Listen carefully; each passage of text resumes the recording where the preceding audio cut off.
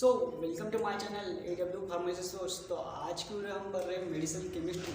Medicine chemistry का paper कैसा लिखता है, कैसा मतलब उसमें क्या क्या करने का है, मतलब मेडिसिन केमिस्ट्री को बनाते हैं हम आसान, क्योंकि बहुत से बच्चों को, मुझे भी लगता है बहुत ही हार्ड सब्जेक्ट है मेडिसिन केमिस्ट्री। तो उसमें क्यों हार्ड क्यों लगता है, क्योंकि उसमें बहुत सारे स्ट्रक्चर है। तो स्ट्रक्चर की प्रैक्टिस कैसे करने की, कैसा उसका मैनेजमेंट, जो भी पेपर में मैनेजमेंट करते स्ट्रक्चर की लिखने के, जैसे क्या क्या लिखने की उसमें स्ट्रक्चर के साथ। सो आज वो पूरा देखेंगे, ठीक है। सो आप वीडियो लास्ट तक देखिए।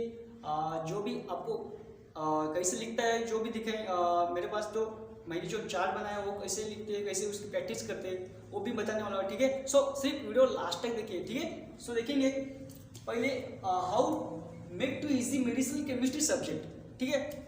आप बोले कि भाई मेडिसिन केमिस्ट्री बहुत हार्ड है। हाँ, मेरे को भी लगता है बहुत ही हार्ड है, बट हम उसको आसान कैसे बना दें, थोड़ा बहुत ही आसान बना सकते हैं, ठीक है। सो देखेंगे कैसे आसान बना सकते हैं, देखेंगे। सो पहली प्रैक्टिस, कौन सी चीज़ करने से पहले प्रैक्टिस मोस्ट इम्पॉर्टेंट, ठीक है। सो उसको 10-10, 5-5 बार स्ट्रक्चर को लिख के देखना पड़ता है, ठीक है। सो जो भी मेरा एक्सपीरियंस है, जब भी पेपर के टाइम में मेडिसिन का पेपर होता है, ठीक है, तो बहुत ही ऐसा डिस्टर्ब काम होता है, क्योंकि इतने सारे बहुत ही स्ट्रक्चर दिखते हैं, क्या करूँ कुछ नहीं, कुछ समझ नहीं आता, ठीक है। सो देखेंगे क्या क्या करेंगे पेपर के टाइम में भी, क्या क्या करेंगे, कौन कौन सी बातें याद रखने की, क्योंकि अपने को पासिंग निकालने की, पासिंग तो सब निकालते देंगे, ठीक है। सो देखेंगे आपने को सिर्फ पासिंग निकालने की, और स्कोर कैसे करते हैं वो भी बताने वाला, ठीक है।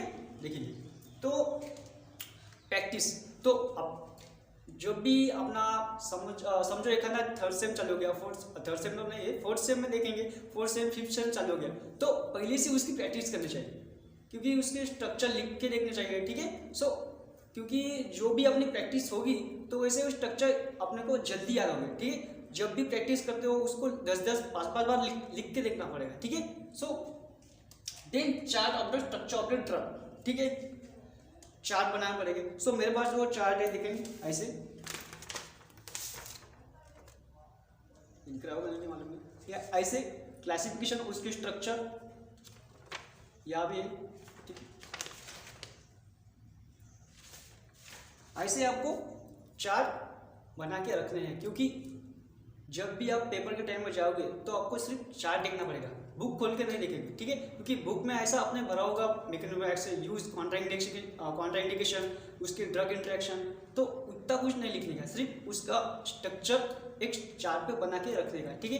क्योंकि ये चार्ट आपने पहले से बना रखे होगे तो बहुत ही यूजफुल होगी पेपर टाइम में, ठीक है। सो आपको बार बार बुक नहीं देखनी पड़ेगी, सो आप डिस्टर्ब नहीं होगे, क्या करो कुछ नहीं, वो समझ नहीं आएगा, ठीक है। सो पहले से चार्ट बना के रखिए, ठीक है। So then classification of a drug, तो अब पेपर में क्वेश्चन आएगा कैसा, क्लासिफिकेशन ऑफ ड्रग, तो उसके साथ एक आधा सवाल पूछा जाएगा, ठीक है। सो क्लासिफिकेशन ऑफ ड्रग में क्या क्या लिखने का, जैसे कि पूरे ड्रग का क्लासिफिकेशन लिखना, देन उसके क्या करना, स्ट्रक्चर लिखनी है, पर स्ट्रक्चर कितने लिखने के, आपको जितने आते हैं उतने लिखो, मतलब बहुत ही बड़ा स्ट्रक्चर रहेगा, मतलब उसके टाइप भी बहुत ही, ड्रग के टाइप बहुत ज़्यादा रहेंगे, जैसे कि एंटीनियोप्लास्टिक के जो भी ड्रग है उसके बहुत टाइप, उसमें से बहुत ड्रग है, तो उसको सिर्फ समझो एक टाइम में 5-6 ड्रग है, तो उसमें से 3 या 4 लिखने के, ठीक है। सो मार्क्स मिलेंगे, ठीक है।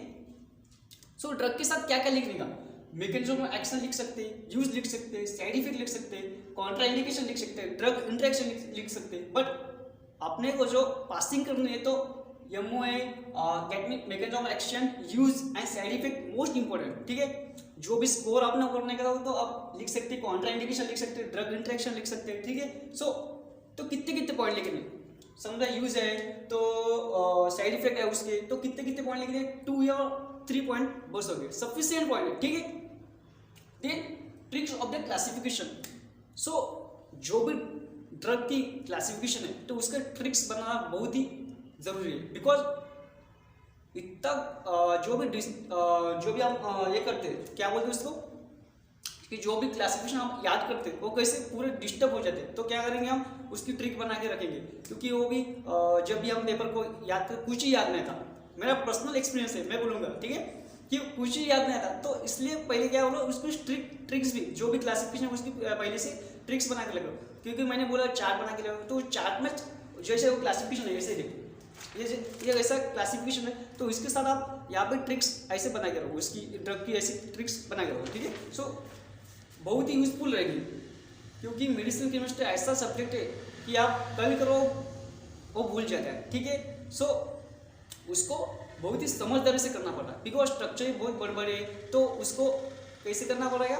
उसको रटना पड़ेगा, ठीक है। सो देखेंगे तो एग्जाम, अब एग्जाम में क्या करने का, बिकॉज टाइम बहुत कम रहता, ठीक है। तो स्ट्रक्चर ही बहुत याद नहीं रहते, तो क्या करेंगे, देखिए स्ट्रक्चर कौन कौन से बोला मैंने, क्लासिफिकेशन बहुत बड़ा हो गया, सिर्फ उसके से 2-3 स्ट्रक्चर लिखने के।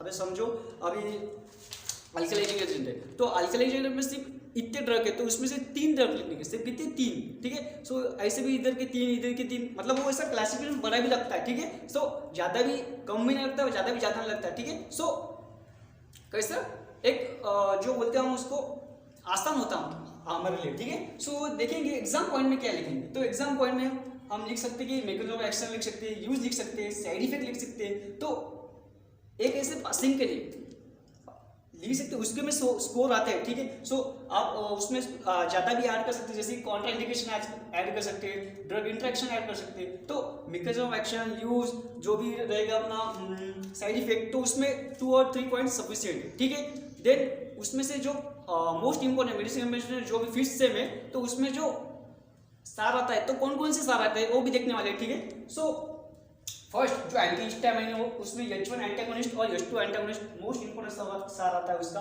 देन एल्कालाइन एजेंट आता है, देन एंटी एंजाइनल का आता है, then calcium channel blocker, beta channel blocker भी जो भी उसमें से आता है, ठीक है। So then antihypertensive agent, antiarrhythmic agent, then coagulant, anticoagulant का भी सार आता है, देन थायराइड और एंटी थायराइड का सार आता है, देन सल्फोनेलेज जो भी डायबिटिक यूरेज है उसकी भी ऐसा क्वेश्चन आता है जब एक स्ट्रक्चर आएगा, तो उसके साथ उसकी मैकेनिज्म ऑफ एक्शन, उसकी यूज देखो, कैसे कैसा वो एक्ट करता है, कैसा उसका रिसेप्टर पर जाके उसको ब्लॉक करता है, वो सब लिखना पड़ेगा, ठीक है।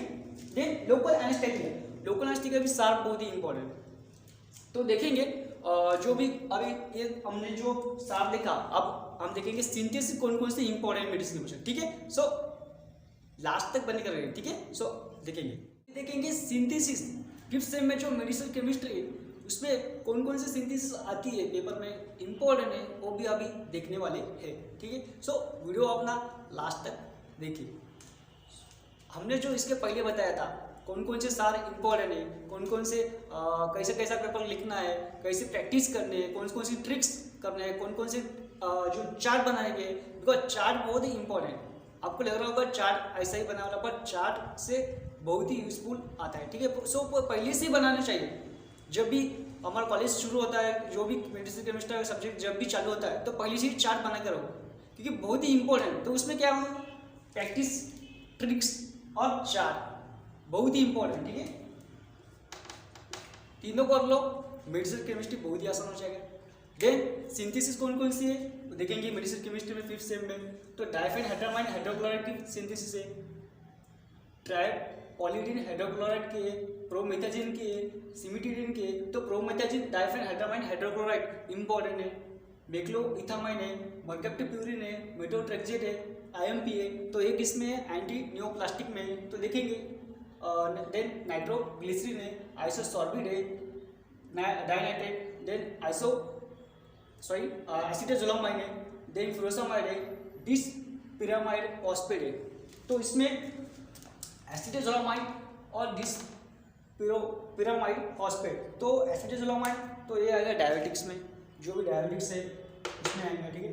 सो देखेंगे ये भी आएगा। देन एंटी कोगुलेंट और कोगुलेंट में जो इम्पोर्टेंट है, तो ये तो टॉल्बुटामॉल डायबिटिक का है, तो ये भी इम्पोर्टेंट है, वो भी इम्पोर्टेंट, वारफेरिन भी इम्पोर्टेंट है। Then procaine, benzocaine and dibucaine. तो बेंजोकेन इम्पोर्टेंट है, इसका लोकल एंटी का बेंजोकेन इम्पोर्टेंट है। सो ये सब जो भी इम्पोर्टेंट बताया और कौन कौन सी मेडिसिन केमिस्ट्री में जो भी सिंथेसिस है वो सब बताया, तो एक करके जाओ क्योंकि बहुत ही इम्पोर्टेंट है, ठीक है।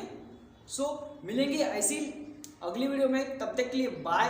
अगर आपने चैनल को सब्सक्राइब नहीं किया पहले सब्सक्राइब कीजिए, ठीक है। सो मिलेंगे अगली वीडियो में। Thank you so much.